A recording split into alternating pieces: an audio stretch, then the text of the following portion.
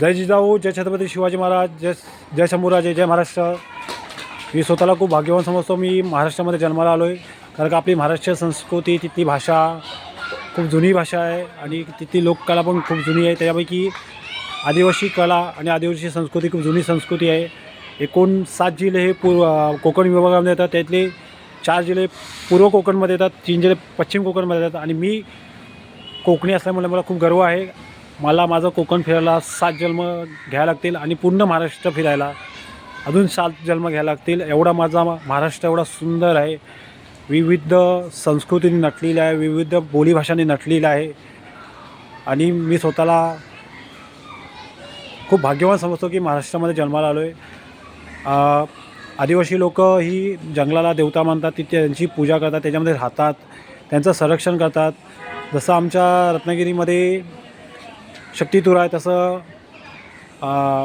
डहाणूमध्ये, पालघरमध्ये तारफा नृत्य खूप सुंदर नृत्य आहे. तिथली वारली पेंटिंग आणि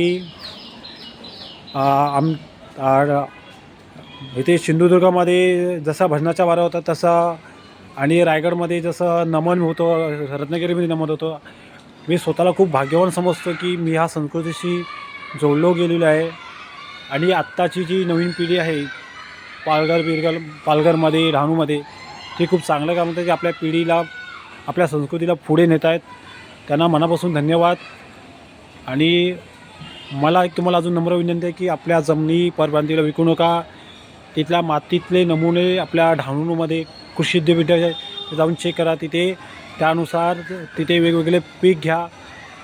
वेंगुर्ला 7 हा काजू येतो, तो 3 वर्ष त्याला लागवड करायला लागते आणि तो नंतरला 23 वर्ष पीक देतो. आणि परत मनापासून धन्यवाद.